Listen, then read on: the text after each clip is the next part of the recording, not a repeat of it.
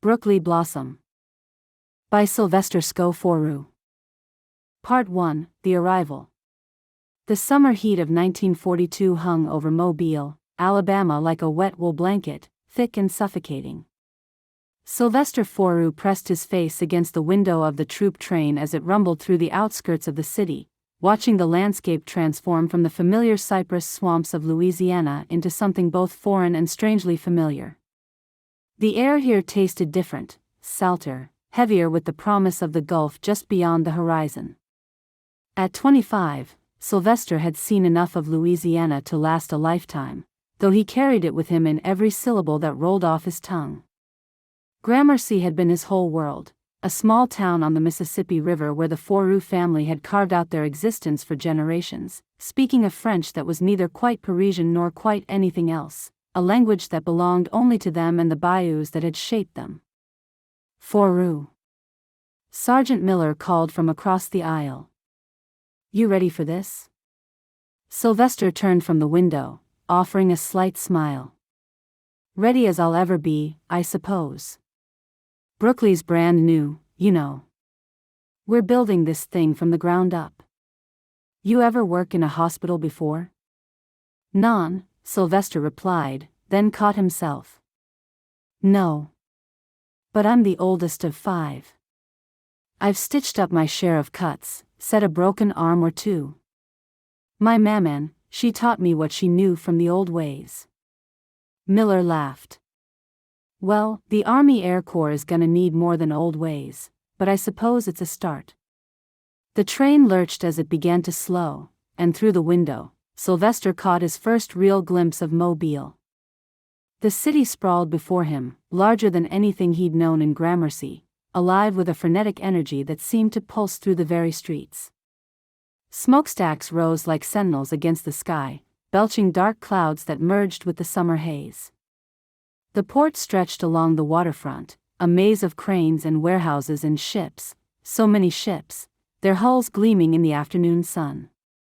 "Would you look at that," breathed Private Johnson, a kid from Ohio who couldn't have been more than 19. "I ain't never seen so many people in one place." He was right. Even from the train, Sylvester could see the crowds, workers streaming toward the shipyards in waves, families clutching suitcases as they navigated the chaos of the rail station, sailors on leave weaving through the throngs with the particular swagger of men who knew they might not return. Mobile had become a boom town overnight, swollen with the machinery of war, and the city seemed to groan under the weight of it all. The port of Mobile, Sylvester would later learn, was struggling to keep pace with the demands placed upon it. Ships arrived daily, disgorging cargo and personnel, while others waited in the bay for their turn at the docks. The rail lines ran constantly, carrying everything from steel to soldiers, and the whole operation teetered on the edge of chaos, held together by sheer determination and the knowledge that failure was not an option. When the train finally shuddered to a stop, Sylvester gathered his duffel and stepped onto the platform. The heat hit him like a physical force, different from Louisiana's heat but no less oppressive. Around him, men in uniform moved with purpose, their boots creating a rhythmic thunder against the wooden planks. "This way, airmen." A corporal with a clipboard was directing traffic, pointing toward a line of trucks waiting to transport them to Brookley. "Let's move it. We haven't got all day." The ride to the base took them through the heart of Mobile, and Sylvester pressed his face to the truck's canvas opening, drinking in the sights. The streets teemed with life, women in their summer dresses hurrying along the sidewalks, children playing in the spray of an open hydrant, old men sitting on stoops and watching the world transform around them. Store windows displayed everything from war bonds to wedding dresses, and every corner seemed to hold a bar or a diner or a theater, each one doing brisk business. Brookley Air Base itself was a study in organized chaos. Construction crews worked alongside military personnel, the sound of hammers and saws mixing with the roar of aircraft engines. Hangars rose like cathedrals, their doors open to reveal the sleek forms of bombers and fighters in various states of assembly and repair.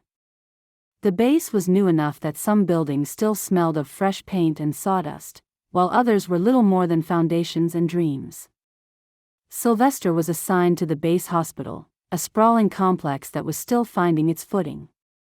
The building was modern, clean, and almost entirely empty of the equipment and personnel it would eventually need. Sergeant Forou? A harried-looking lieutenant met him at the entrance, consulting a sheaf of papers. "You're early. The doctor and the captain aren't due for another 2 weeks."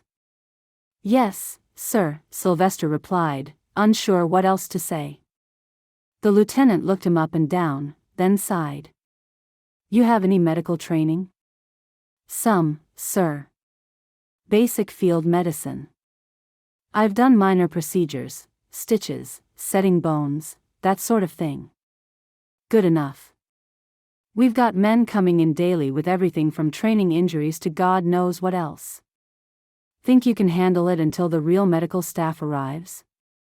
Sylvester thought of his mother's hands, steady and sure as she'd taught him to clean a wound, to recognize infection, to know when something was beyond their ability to fix.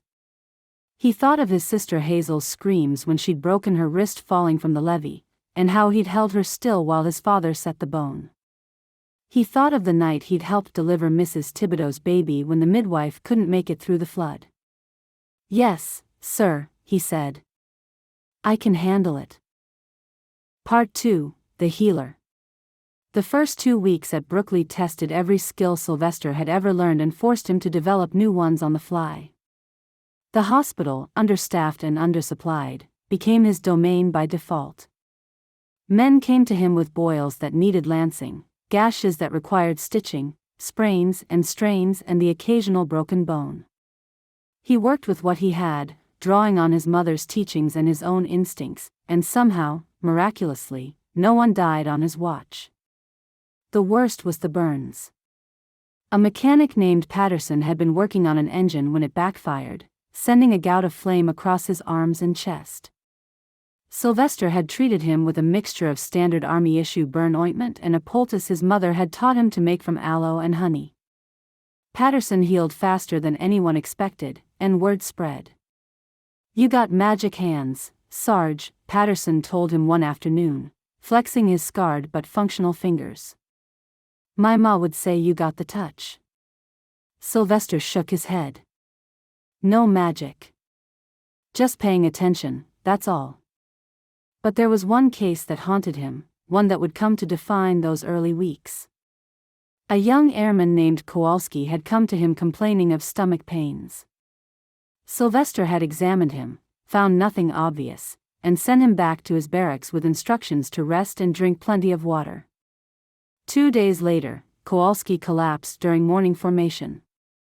By the time they got him to a civilian hospital in Mobile, his appendix had ruptured. Kowalski survived, but barely. Sylvester visited him in the hospital, standing awkwardly at the foot of the bed while the young man slept, his face pale against the white sheets. "You couldn't have known," the civilian doctor told him. "Appendicitis is tricky. Sometimes there are no clear signs until it's too late." But Sylvester knew better. He should have trusted his instincts, should have insisted on a second opinion, should have done something more. The guilt sat heavy in his chest, a constant reminder of the weight of responsibility he carried. When the doctor and captain finally arrived, Sylvester expected to be relieved of his duties, relegated to some administrative role befitting his actual rank and training. Instead, Captain Morrison took one look at the hospital's records, at the number of men Sylvester had treated successfully, and made a decision. "You'll continue to handle the minor cases," Morrison said, his tone brooking no argument. "I'll supervise, of course, but you've proven yourself capable. We need every pair of hands we can get." So Sylvester continued his work, but with the added burden of administrative duties. He managed supplies, coordinated schedules, filed reports, and generally kept the hospital running while Morrison handled the more serious cases. It was exhausting work, made more so by the constant influx of new personnel and the growing demands of a base that seemed to expand daily. It was during this time that Sylvester discovered his other talent. The mess hall was struggling, the food barely edible, and morale was suffering. One evening, Frustrated and hungry, Sylvester had wandered into the kitchen and found the cook, a surly private named Henderson, staring at a pot of something that might charitably be called stew. "That's not how you make a roux," Sylvester said before he could stop himself. Henderson turned, his expression hostile. "Oh yeah? And what would you know about it?" "I'm Cajun," Sylvester replied simply. "I was making roux before I could walk." What followed was a culinary education. Sylvester showed Henderson how to properly brown flour and fat, how to build layers of flavor, how to make a little go a long way.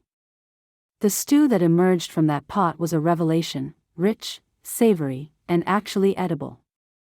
Word reached the base commander, and within a week, Sylvester found himself splitting his time between the hospital and the mess hall. He didn't mind. Cooking reminded him of home, of his mother's kitchen and the way food could bring people together. And the airmen loved it. Morale improved noticeably, and Sylvester found himself the recipient of grateful nods and sincere thank yous. "You're wasted in the hospital, Sarge," one airman told him. "You should open a restaurant after the war."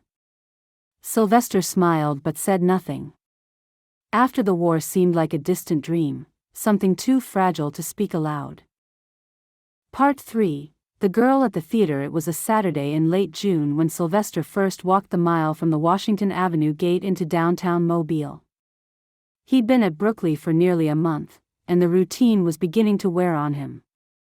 The hospital, the mess hall, the barracks, it was all starting to blur together, and he needed something, anything, to break the monotony. Several of the other airmen had mentioned the Roosevelt Theater, a grand old building on Government Street that showed the latest pictures from Hollywood. Sylvester wasn't much for movies. Gramercy had never had a proper theater, but the idea of sitting in the dark for a few hours, losing himself in someone else's story, held a certain appeal. The walk took him through neighborhoods that were still adjusting to the military presence. Children played in yards, stopping to stare at the uniformed men who passed by. Women hung laundry on lines, their conversations pausing as they watched the soldiers go by. Old men sat on porches, some nodding in greeting, others simply watching with inscrutable expressions. The Roosevelt Theater rose before him like a palace, its marquee blazing even in the late afternoon sun. Casablanca was playing, a picture he'd heard mentioned in the mess hall. Something about Humphrey Bogart and Ingrid Bergman and romance in wartime. It seemed appropriate. The ticket booth stood at the front of the theater, a small glass enclosure that framed its occupant like a portrait. And what a portrait it was! Sylvester's heart didn't just skip a beat, it stopped entirely, or so it felt. The girl in the booth had dark hair that fell in waves around her face, framing features that were at once delicate and striking. Her eyes, when she looked up at him, were the color of strong coffee, warm and deep and utterly captivating. "Good evening," she said, and her voice was like music, soft and southern with just a hint of something playful underneath. "One for Casablanca?" Sylvester opened his mouth to respond, but no words came out. He stood there, frozen, acutely aware of how foolish he must look. The girl's lips curved into a smile, and Sylvester felt his heart restart with a painful thud. "Sir? Would you like a ticket?" "Yes," he managed, his accent thicker than usual. "Please. One ticket." She slid the ticket across the counter, and their fingers brushed for the briefest moment. Sylvester felt that touch like an electric shock, traveling up his arm and straight to his chest. "That'll be 25 cents, she said. He fumbled with his wallet, nearly dropping it, and finally managed to extract a quarter. She took it with another smile, this one tinged with amusement. "Enjoy the show," she said, and those 3 words would echo in Sylvester's mind for days to come. He stumbled into the theater in a daze, barely aware of his surroundings. The movie played, images flickering across the screen, but Sylvester couldn't have said what happened if his life depended on it. All he could see was her smile, hear her voice, feel the ghost of her touch on his fingers. When the movie ended and he emerged back into the evening air, He walked past the ticket booth again. She was helping another customer, but she glanced up and caught his eye. Another smile, smaller this time but no less devastating. Sylvester walked back to base in a fog, his mind racing. He didn't even know her name. Part 4, The Pursuit. Over the next 3 weeks, Sylvester became a fixture at the Roosevelt Theater. He saw Casablanca 4 more times, then moved on to whatever else was playing. He sat through musicals and westerns and war pictures, absorbing almost nothing, his mind always on the girl in the ticket booth. Her name, he learned from listening to the manager, was Eleanor. Eleanor Brown. She worked most evenings and weekend afternoons, and she had a smile for everyone who approached her window. But Sylvester liked to think, hoped, really, that her smiles for him were different, warmer somehow. He learned her patterns, the way she tucked her hair behind her ear when she was concentrating, the soft humming he could sometimes hear when business was slow, the way her nose crinkled when she laughed at something the manager said. He realized with some embarrassment, completely smitten. The other airmen noticed, of course. It was impossible to hide his frequent trips to the theater, and they ribbed him mercilessly. "Going to see another picture, Forou?" Private Johnson asked one Saturday afternoon, his tone teasing. "That's what, the 10th time this month?" "12th, Sylvester admitted. "You know they're all the same, right? Boy meets girl, boy loses girl, boy gets girl back. You could save yourself the walk." But Sylvester just shook his head and kept walking. It was Corporal Davis who finally told him the truth. Davis was a local boy, born and raised in Mobile, and he knew the lay of the land better than any of the transplants. "You're wasting your time with Eleanor Brown," Davis said, not unkindly. "She doesn't date airmen.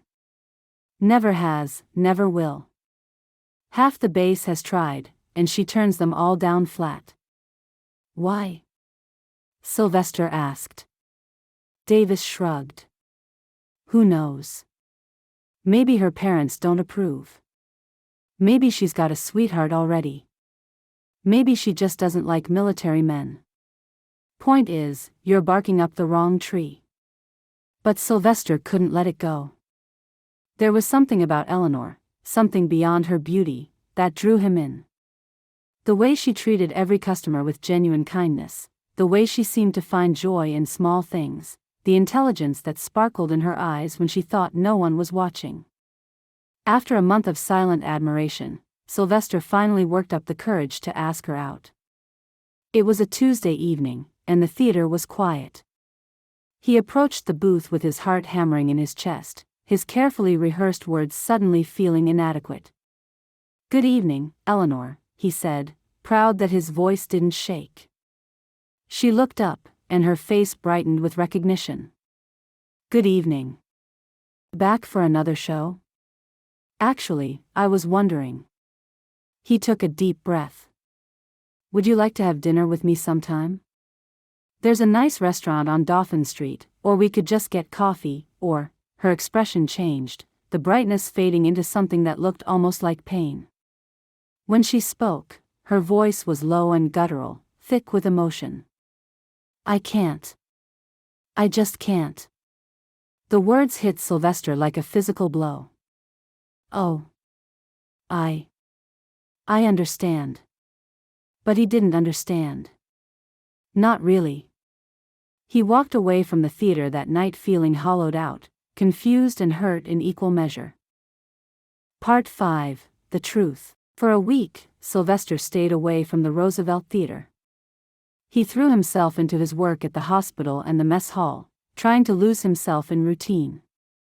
But Mobile felt different now, dimmer somehow, as if someone had turned down the lights on the whole city. He wasn't the only one affected by the separation. Eleanor found herself watching the door during her shifts, hoping to see a familiar figure in an Army Air Corps uniform. When he didn't appear, a sadness settled over her that she couldn't quite shake. "You all right, honey?" Mrs. Patterson, the theater manager's wife, asked one evening. You seem a million miles away. I'm fine, Eleanor lied, forcing a smile. But she wasn't fine. She kept replaying that moment in her mind, the look on Sylvester's face when she'd turned him down, the way his shoulders had slumped as he walked away. She'd wanted to call after him, to explain, but the words had stuck in her throat. On the 8th day, Sylvester broke. He couldn't stay away any longer. But this time, he had a plan. He arrived at the theater just as the evening show was starting, slipping past the booth while Eleanor was busy with the last-minute rush. He found a dark corner near the back of the lobby and waited, his heart pounding. When the movie started and the lobby emptied, he approached the booth. Eleanor was organizing her cash drawer, her head bent in concentration. She looked up when his shadow fell across the counter, and her eyes widened. "Sylvester," she breathed. "I am confused," he said, the words tumbling out before he could stop them. "Don't you like me? Why can't you go out with me?" Eleanor's eyes filled with tears, and she fought to keep them from falling. Her hands gripped the edge of the counter, knuckles white with tension. "It's not that I don't like you," she said, her voice barely above a whisper. "I do like you. That's the problem. I don't understand." She took a shaky breath, and the tears began to fall despite her best efforts. "My parents don't like it when I date an airman. And I'm only 16. The words hung in the air between them. Sylvester felt as if the ground had shifted beneath his feet.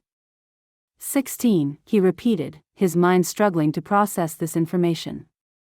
Eleanor nodded, tears streaming down her face now. "I lied about my age to get this job. I needed the money, and they didn't ask too many questions. But I'm still in high school. I'm just a kid, and you're a man, and you're in the service, and my parents would never approve, and I shouldn't have even talked to you as much as I did, but I couldn't help it because you're so kind and you have that accent and," she broke off, sobbing now, the words dissolving into incoherent sounds. The manager, Mr. Patterson, appeared from his office, took one look at the situation, and made a decision. "Eleanor, honey, why don't you go on home? I'll close up the booth." Eleanor nodded, grabbing her purse with shaking hands. She fled through the side door without looking back, her sobs echoing in the empty lobby. Sylvester stood frozen, watching her go. Mr. Patterson gave him a long, measuring look. "She lives on Beach Street," he said quietly. 3 blocks that way. But if you're smart, son, you'll let this one go." Sylvester walked back to base in a daze, his mind churning. 16. She was 16 years old. 9 years younger than him. Still a child, really, no matter how mature she seemed. His conscience warred with his heart. The right thing to do was to walk away, to forget about Eleanor Brown and her coffee-colored eyes and her smile that made his heart stop. She was too young, and he was a soldier in the middle of a war, with no guarantee of a future. But his heart had other ideas. Part 6, The Courtship. Eleanor cried herself to sleep that night, her face buried in her pillow to muffle the sounds. Her parents, William and Mabel Brown, heard her anyway. They exchanged worried glances across the dinner table the next evening when Eleanor picked at her food, her eyes red and swollen. "Eleanor, sweetheart," her mother said gently. "What's wrong?" And so Eleanor told them everything. About the airman with the French accent who came to the theater almost every day, about how he made her laugh without even trying, about how she'd had to turn him down because of their rules about dating military men, about how she'd revealed her real age and sent him away. William Brown's face darkened. "An airman? Eleanor, you know how we feel about—" "I know, Daddy," Eleanor interrupted, her voice thick with tears. "That's why I said no. But it hurts so much." Mabel reached across the table and took her daughter's hand. "How old is this young man?" "I don't know. 25, maybe." He's a sergeant. William shook his head. Too old for you, baby girl. You're only 16. I know, Eleanor whispered. I know. Meanwhile, at Brookley, Sylvester was having his own crisis of conscience. He lay in his bunk that night, staring at the ceiling, thinking about Eleanor's tears and her confession and the impossible situation they found themselves in. 16. The word kept echoing in his mind. When he was 16, he'd been helping his father with the fishing nets, dreaming of a world beyond Gramercy but never quite brave enough to leave. Eleanor was still in high school, still living with her parents, still figuring out who she was. But she'd also been working a job, handling money and customers with a maturity beyond her years. She'd looked him in the eye and told him the truth, even though it clearly broke her heart to do so. There was a strength in her, a core of steel beneath the soft exterior. And God help him, he couldn't stop thinking about her.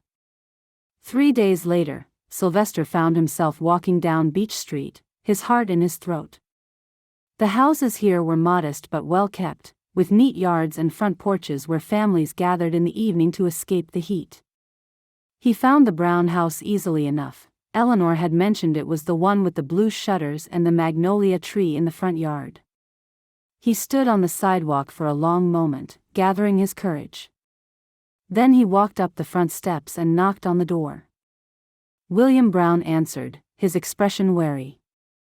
He was a tall man, broad-shouldered from years of work at the rail yard, with graying hair and eyes that missed nothing. "Can I help you?" he asked, his tone neutral. "Good evening, sir.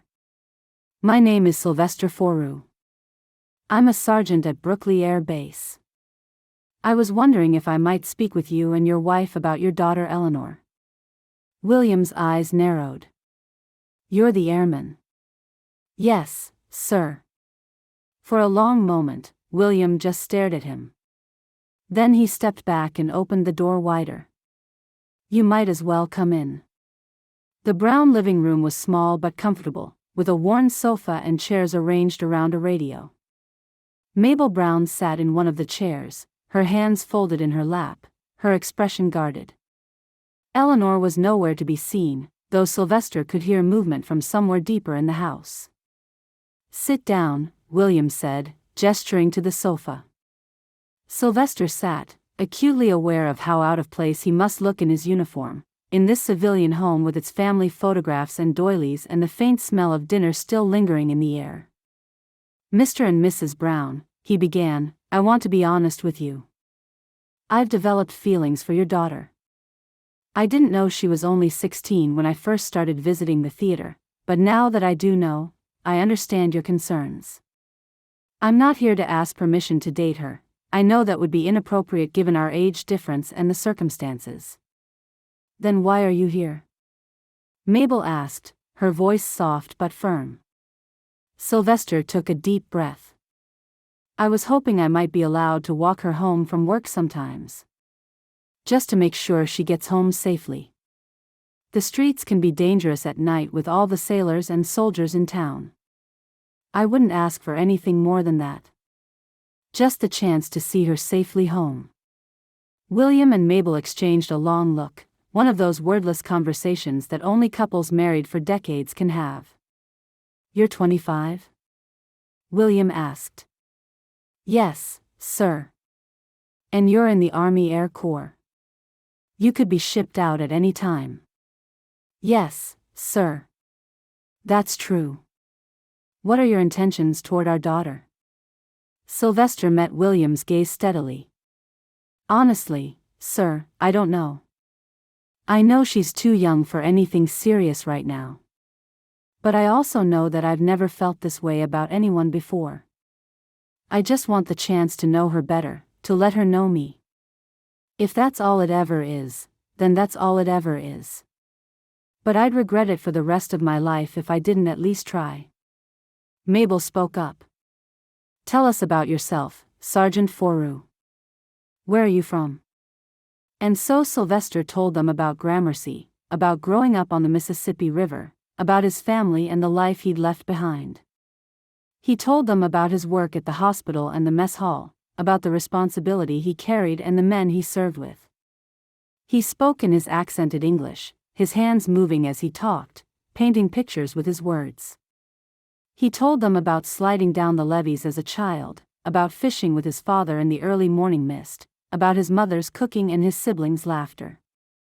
He told them about the floods that came every spring, about the way the whole community would come together to sandbag and save what they could. He told them about the Cajun French that was his first language, about the music and the food and the culture that had shaped him. William found himself leaning forward, drawn in despite his reservations. There was something genuine about this young man, something solid and trustworthy. And when Sylvester spoke about his family, about the responsibility of being the oldest child, William recognized a kindred spirit. "You have siblings?" Mabel asked. "Yes, ma'am.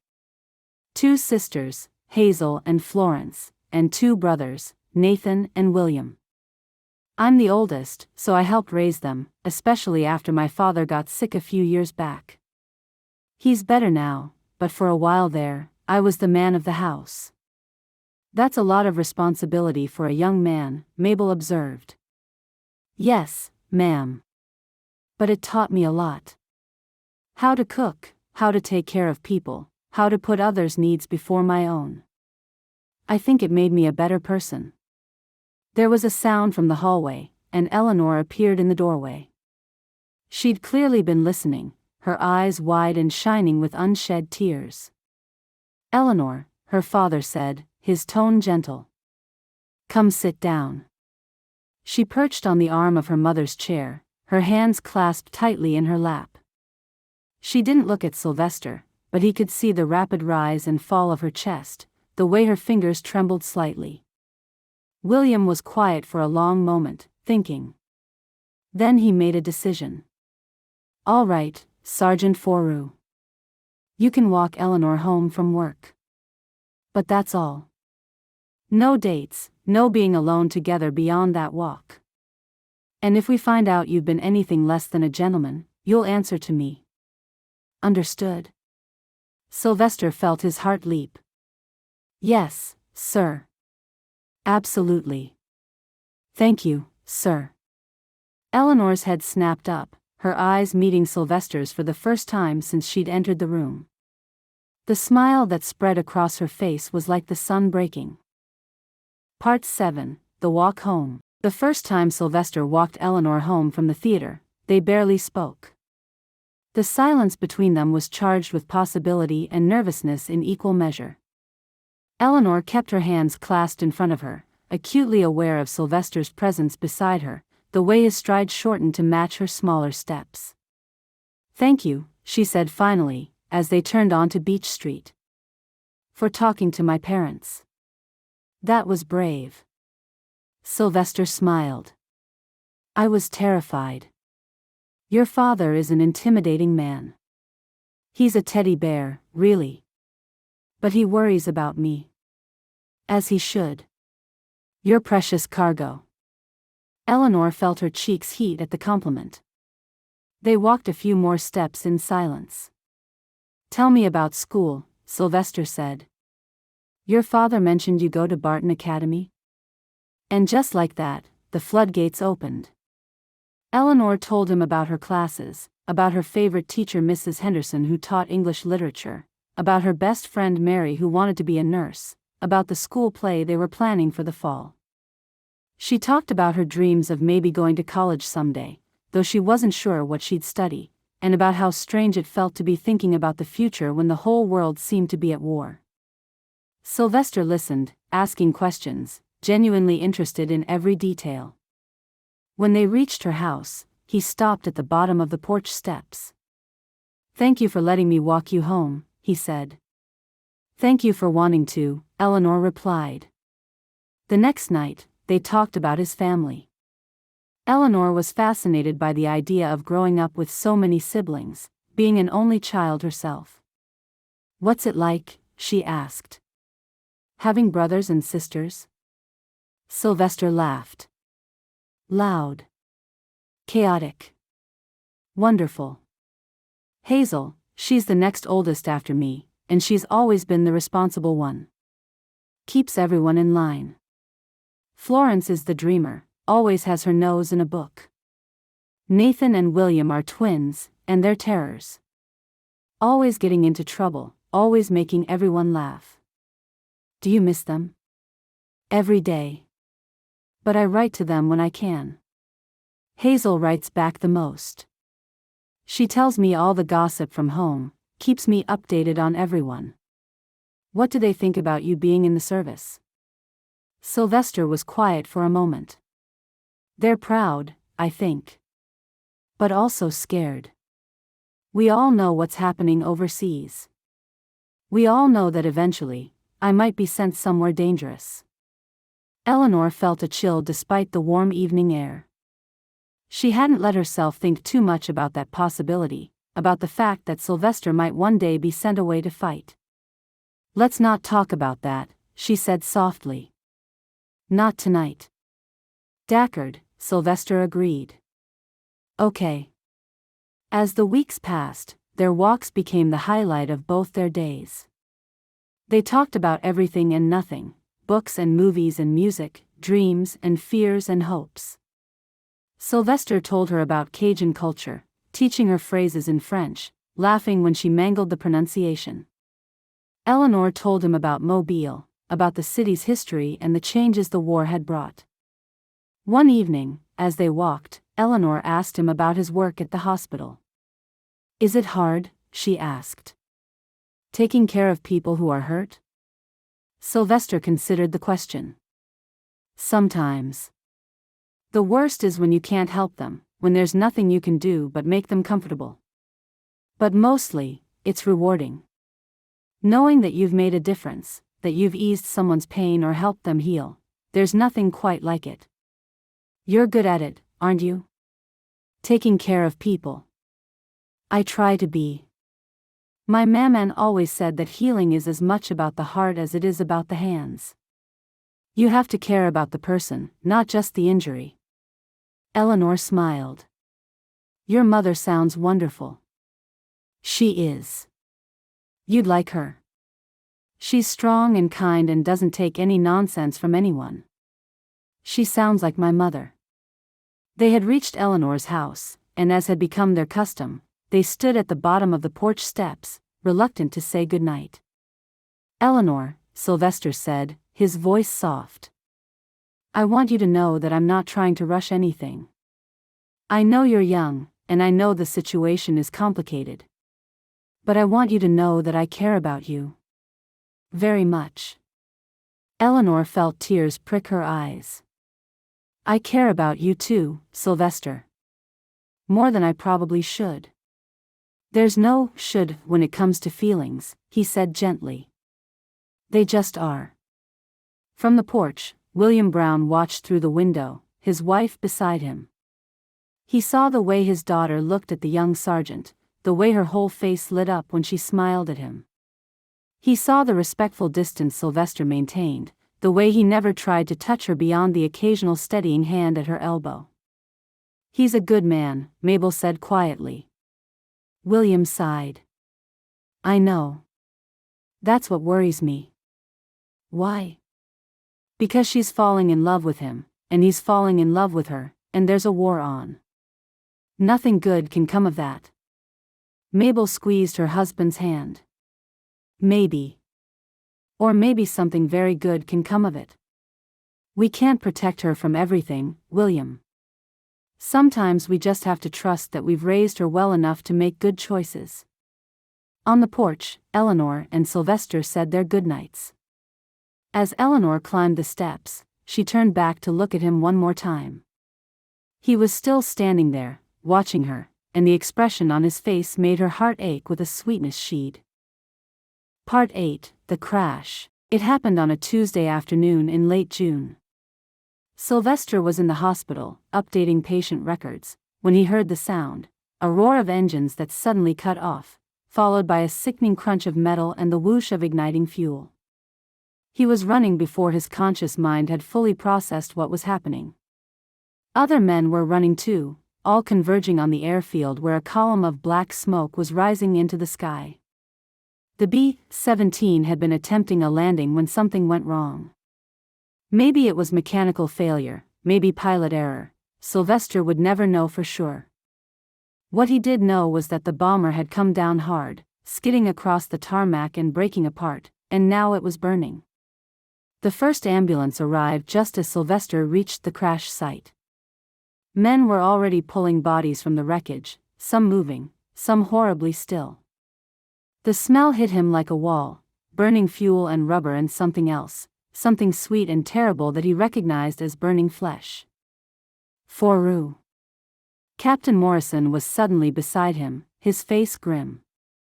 We need triage. Now. Sylvester's training took over, pushing aside the horror and the fear. He moved among the injured, making quick assessments. This one could wait. This one needed immediate attention. This one was beyond help. The burns were the worst. A young pilot, couldn't have been more than 22, had been pulled from the cockpit with third-degree burns covering most of his body. He was conscious, which was almost worse, his screams cutting through the chaos. Morphine, Sylvester barked to a medic. Now. He worked on the pilot with steady hands, cleaning the burns as best he could, applying ointment, wrapping bandages. The young man's screams faded to whimpers as the morphine took effect, and he looked up at Sylvester with eyes that were already starting to glaze. Am I going to die? He whispered. Sylvester wanted to lie, wanted to offer false comfort. But he'd learned that dying men deserved the truth.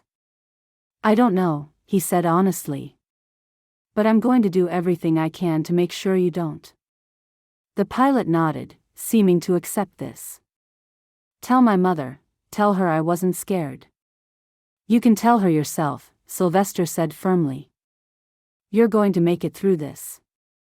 But even as he said the words, he wasn't sure he believed them.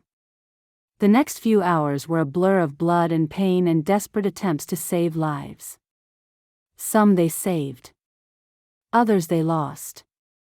By the time the last ambulance pulled away, carrying the last of the injured to the civilian hospital in Mobile, Sylvester was covered in blood and soot and utterly exhausted.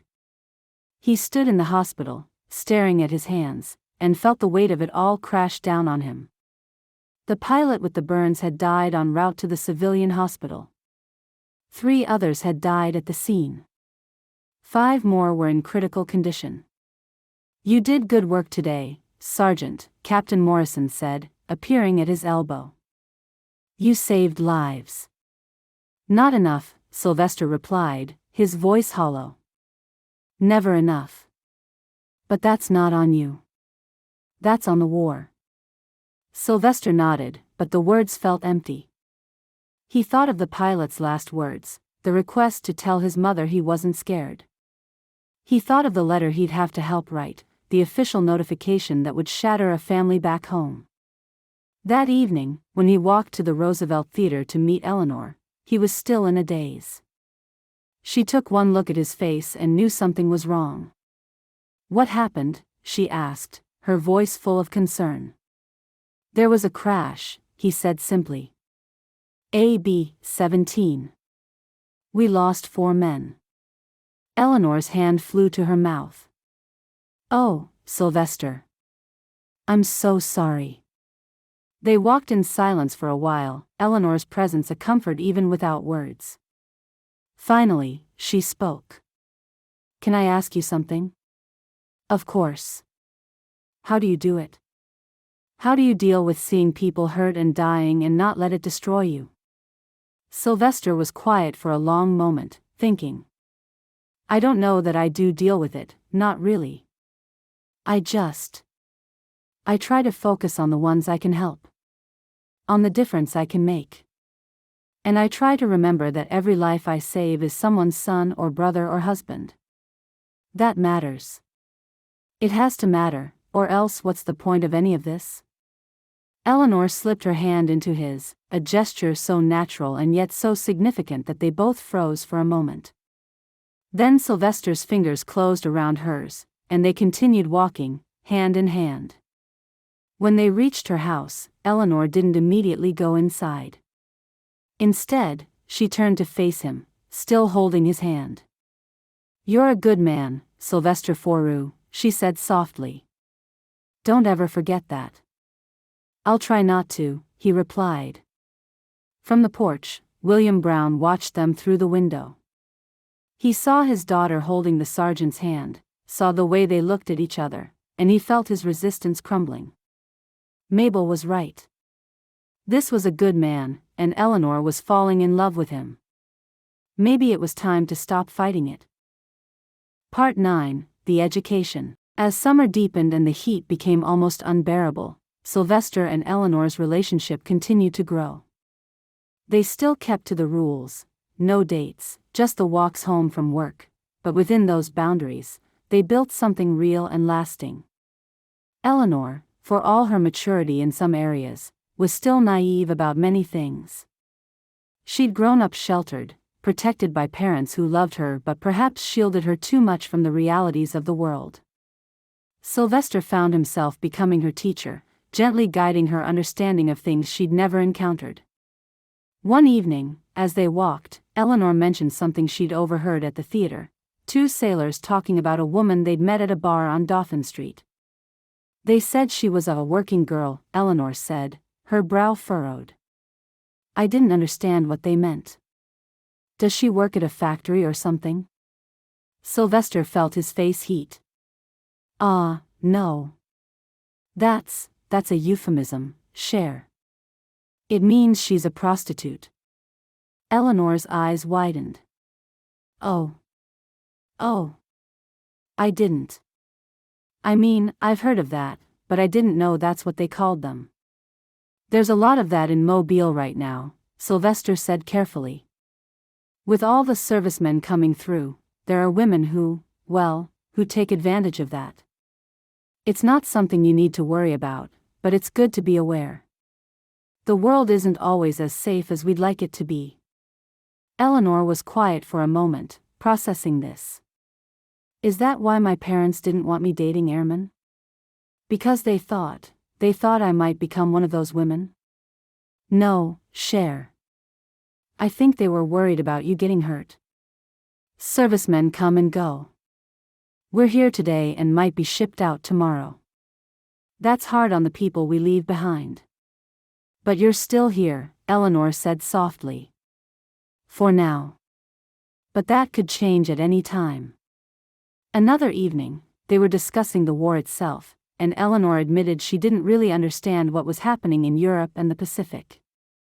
"I know we're fighting the Germans and the Japanese," she said. "But I don't really understand why, or what it all means." So Sylvester explained, as best he could, about Hitler and the Nazis, about Pearl Harbor and the Japanese expansion, about the threat to freedom and democracy that had drawn America into the conflict. He talked about the concentration camps that were rumored to exist, about the atrocities being committed, about the millions of lives at stake. Eleanor listened, her face growing more and more troubled. "That's horrible. How can people do such things to each other?" "I don't know," Sylvester admitted. "I wish I did. But that's why we're fighting. To stop it. To make sure it never happens again." "Will you have to go over there? To Europe or the Pacific?" "Maybe. Probably, eventually. But not yet. For now, I'm needed here." Eleanor squeezed his hand. "I'm glad you're here." "So am I, Cher." "So am I." But it wasn't all serious conversations. Sylvester also taught Eleanor lighter things, how to appreciate different kinds of music, how to tell a good movie from a mediocre one, how to cook a proper roux, much to her mother's amusement when Eleanor tried to demonstrate at home. One Saturday afternoon, with her parents' permission, Sylvester took Eleanor to the port to show her the ships. They stood on the dock, watching the massive vessels being loaded with supplies, and Sylvester explained what each type of ship was for, where they might be going, what they carried. "It's amazing," Eleanor breathed. watching a Liberty ship being loaded with crates. I've lived here my whole life, but I never really paid attention to all this. The port is the lifeblood of the war effort, Sylvester said. Everything that goes overseas passes through places like this. Food, ammunition, vehicles, supplies, all of it has to be shipped. And all those ships have to be built and maintained and loaded. It's an incredible operation. They watched for a while longer, and then Eleanor asked, "Do you ever think about what you'll do after the war? When all this is over?" Sylvester smiled. "Sometimes.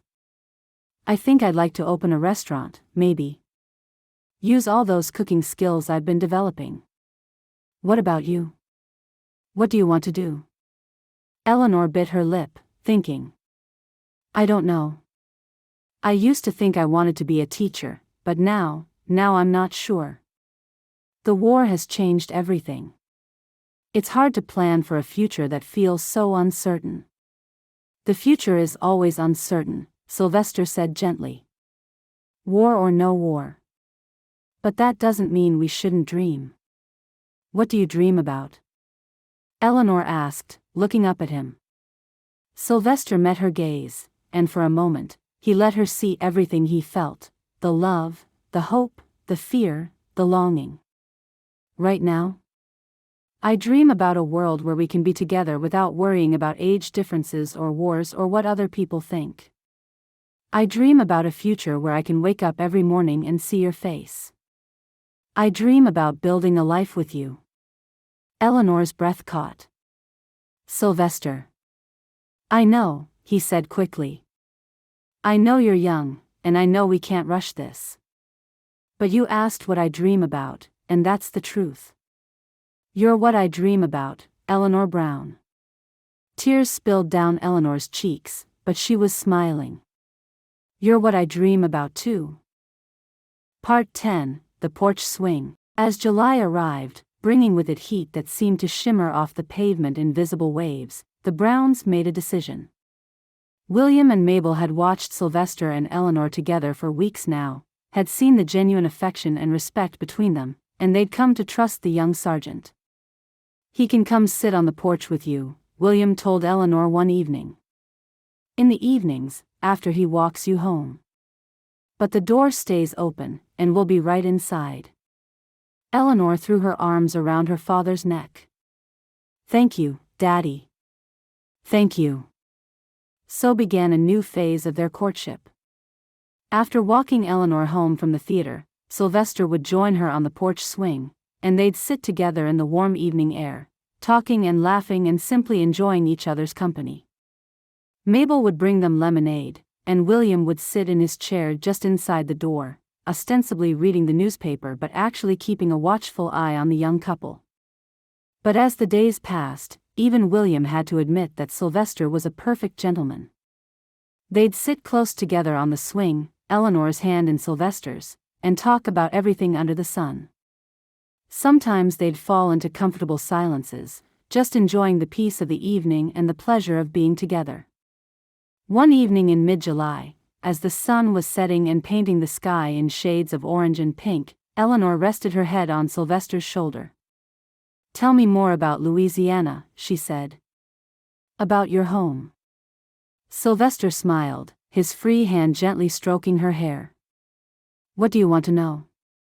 "Everything. What it looks like, what it smells like, what it feels like to be there."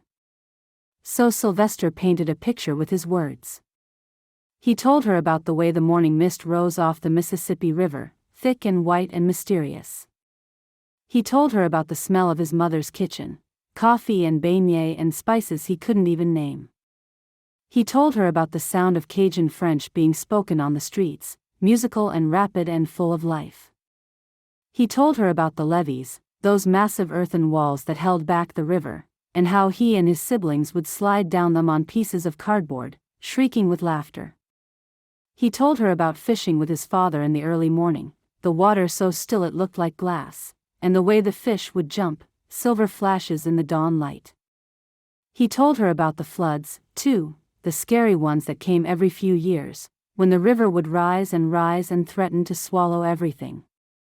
He told her about the whole community coming together, filling sandbags, reinforcing the levees, helping each other evacuate when necessary. "It sounds wonderful," Eleanor said softly. "And terrifying." "It's both," Sylvester agreed. "It's home. It's where I come from, where my family is. But it's also small, and sometimes it felt like the whole world was passing me by. That's part of why I joined the service, to see something beyond Gramercy, to be part of something bigger." "Do you regret it? Joining?" Sylvester was quiet for a moment. "No.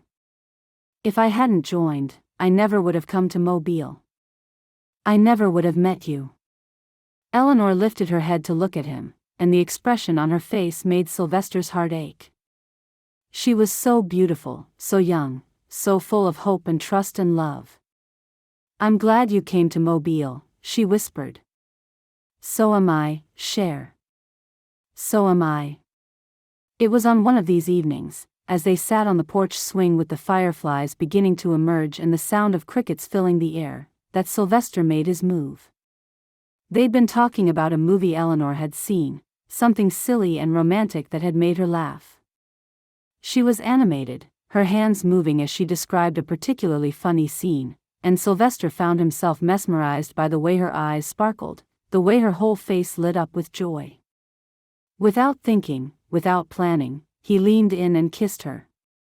It was a soft kiss, gentle and sweet, and it lasted only a moment. But in that moment, the whole world seemed to stop. Eleanor's eyes widened in surprise, and then fluttered closed, and she kissed him back.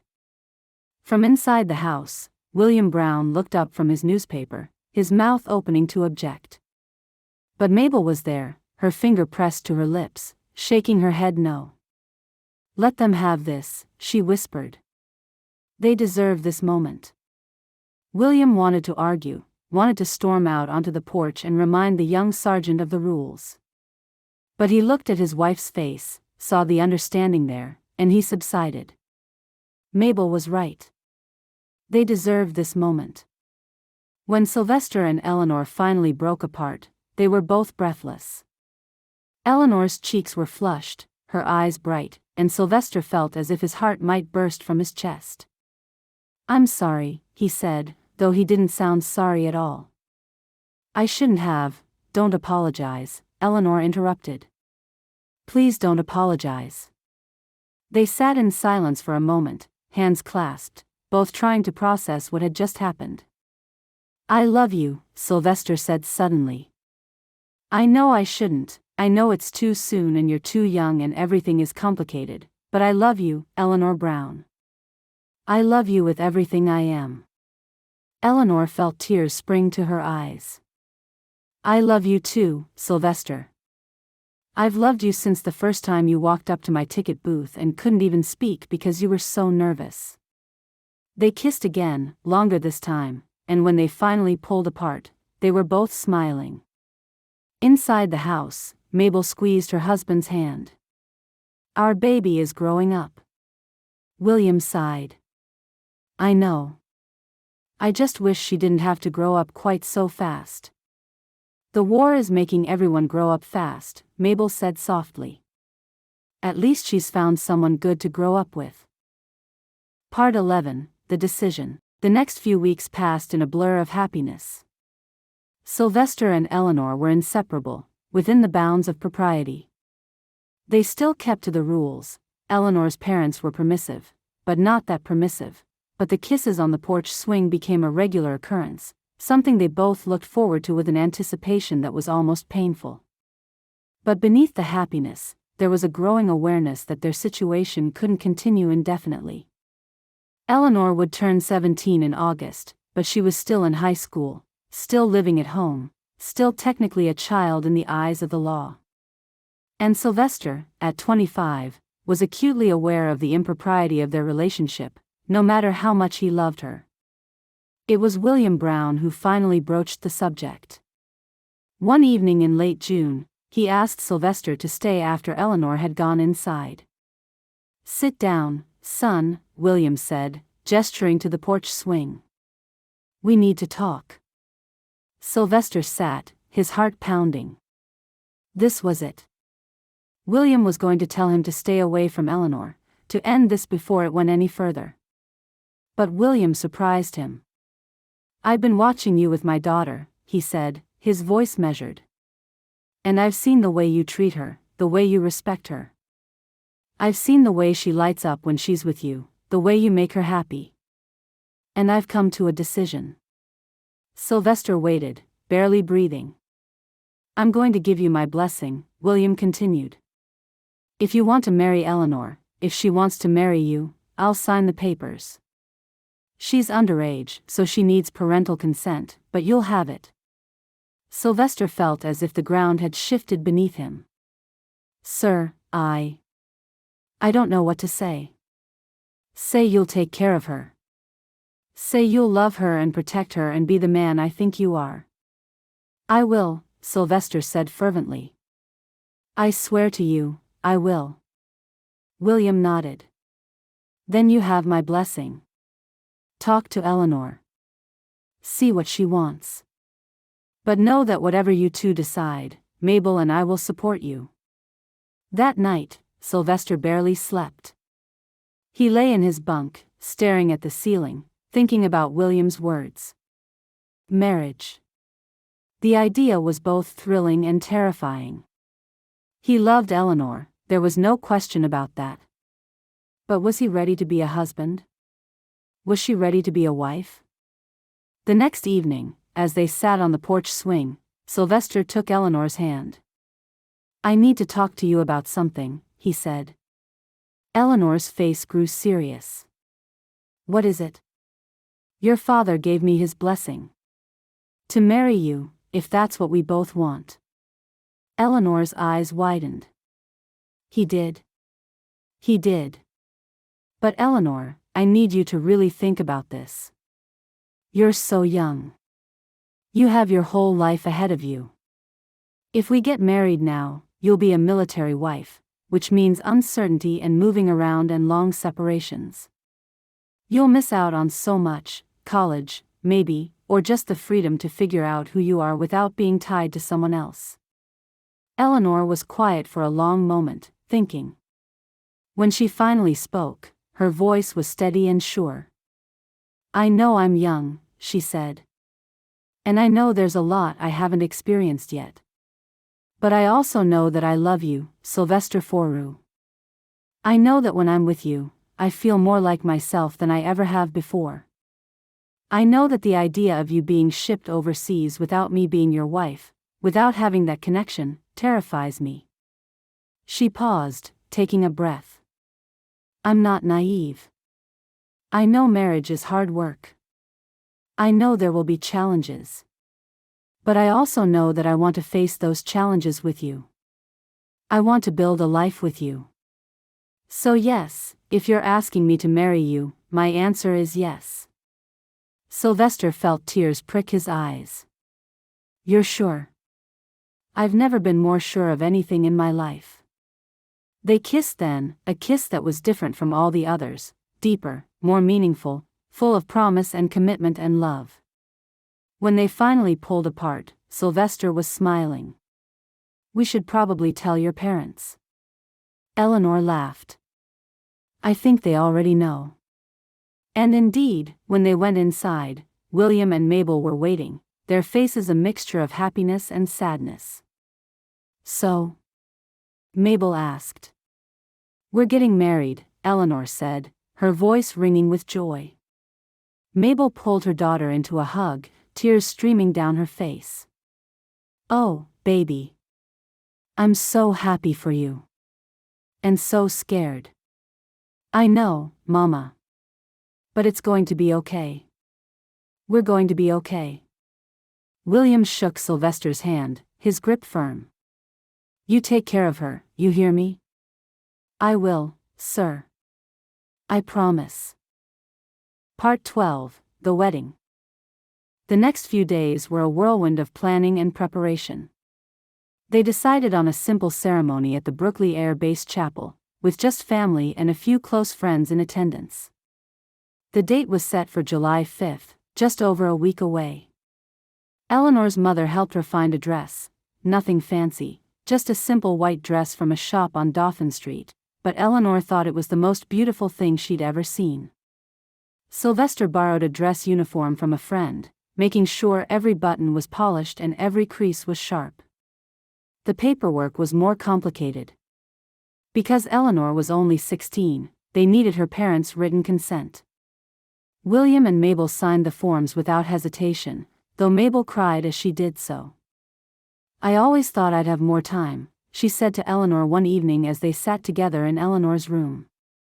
"More time before you grew up and left me." "I'm not leaving you, Mama," Eleanor said gently. "I'm just starting a new chapter. You'll still be part of my life. You'll always be part of my life." Mabel hugged her daughter tightly. "I know. I want you to be happy, baby. That's all I've ever wanted." "I am happy, Mama. Happier than I've ever been." At Brookley, Sylvester's friends were a mixture of supportive and skeptical. "You sure about this, Sarge?" Corporal Davis asked one evening in the mess hall. "She's awful young." "I'm sure," Sylvester replied. "I've never been more sure of anything." "Well, then congratulations. I hope you'll be very happy together." Captain Morrison, when he heard the news, called Sylvester into his office. "Sergeant Forou, I understand you're getting married." "Yes, sir." Morrison studied him for a long moment. "She's 16, correct?" "Yes, sir.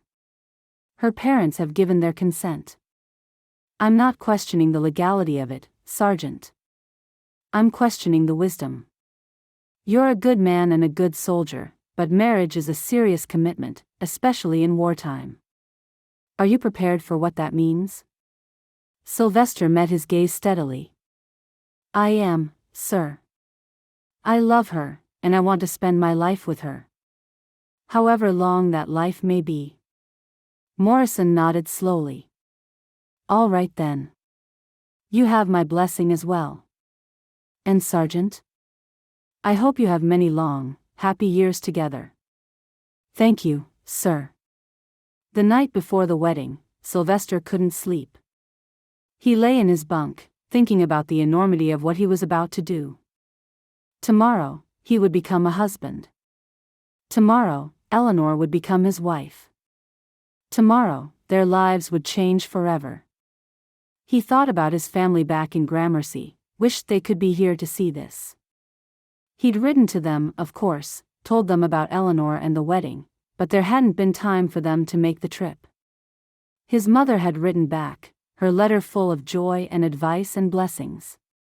"Trust your heart," she'd written. "And trust in God. If this girl is meant to be yours, then everything will work out as it should." Sylvester hoped she was right. Meanwhile, in her room on Beach Street, Eleanor was having similar thoughts. She stood at her window, looking out at the night sky, thinking about the life she was leaving behind and the life she was about to begin. She was scared, she realized. Not of marrying Sylvester, that felt right in a way that nothing else ever had.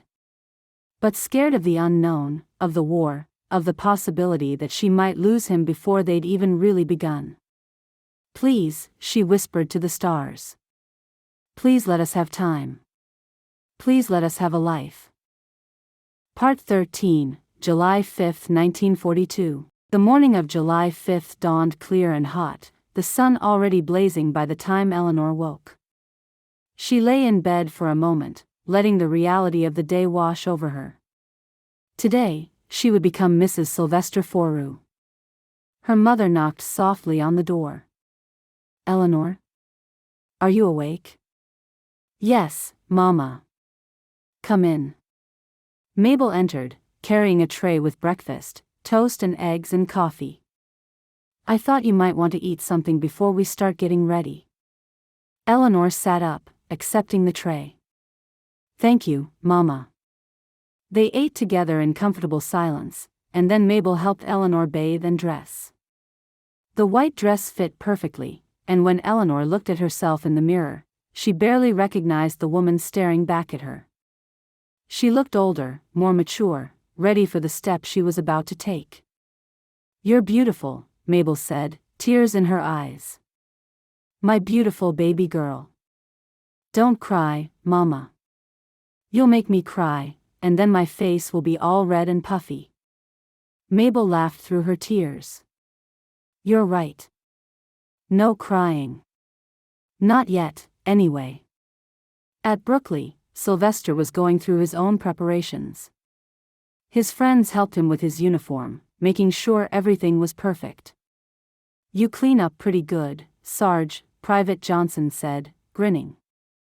"That girl of yours is lucky." "I'm the lucky one," Sylvester replied. The chapel at Brookley was small but beautiful, with simple wooden pews and a cross at the front. Sylvester arrived early, pacing nervously as he waited. Captain Morrison was there, having agreed to serve as best man, and a few other friends from the base filled the pews. When the Browns arrived, Sylvester's heart leapt. Eleanor stepped out of the car, and he forgot how to breathe. She was radiant, her dark hair pinned up, her white dress simple but perfect, her face glowing with happiness. William walked her down the short aisle, his arm linked with hers, his face a mixture of pride and sadness. When they reached the front, he placed Eleanor's hand in Sylvester's. "Take care of her," he whispered. "I will," Sylvester promised.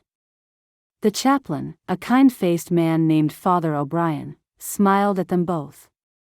"Dearly beloved, we are gathered here today."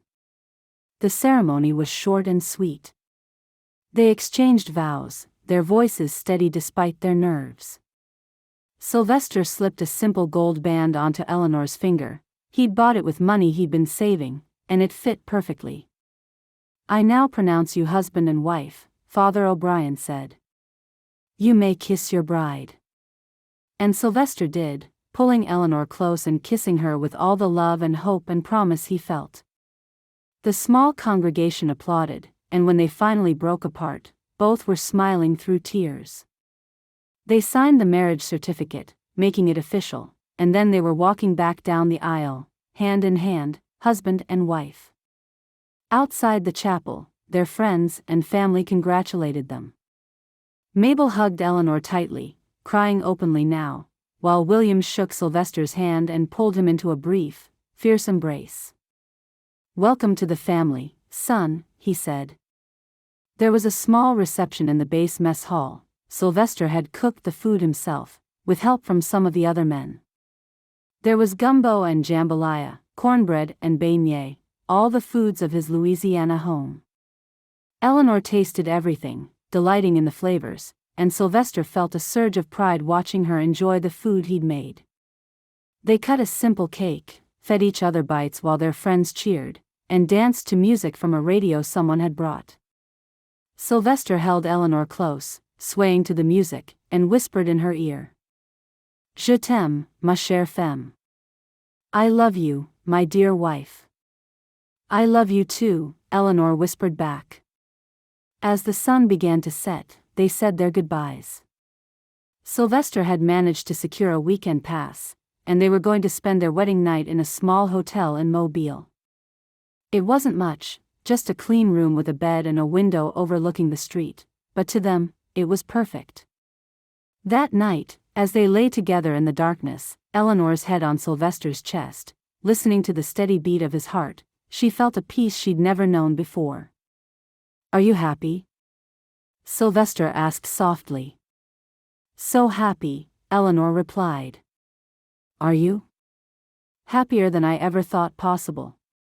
They fell asleep like that, wrapped in each other's arms, two people who had found each other against all odds and chosen to build a life together. Part 14, The Future. The war would continue for 3 more years. Sylvester would eventually be shipped overseas, serving in England and then France as the Allies pushed toward Germany. Eleanor would wait for him, working at the shipyard and writing him letters every single day, letters full of love and hope and the small details of her life. There would be hard times, months without word, telegrams that made her heart stop until she read them and found they weren't the one she feared, nights when she cried herself to sleep wondering if she'd ever see him again. But Sylvester would come home. He would survive the war and return to Mobile, to the wife who had waited for him, and they would build the life they dreamed of. They would have children, 3 of them, 2 boys and a girl. They would name the girl Mabel, after Eleanor's mother, and she would have her mother's dark hair and her father's gentle nature. Sylvester would open his restaurant, a small place on Dauphin Street that served the best Cajun food in Mobile. Eleanor would help him run it, managing the books and greeting customers, and it would become a local institution, a place where people came not just for the food but for the warmth and the sense of family. They would grow old together, watching their children grow and have children of their own.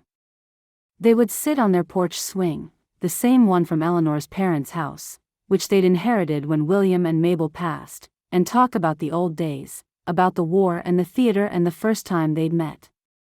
"Do you remember," Eleanor would say, her hair now silver but her eyes still bright, "the first time you came to my ticket booth? You couldn't even speak, you were so nervous." And Sylvester would laugh, his accent still thick after all these years. "How could I forget? My heart stopped when I saw you.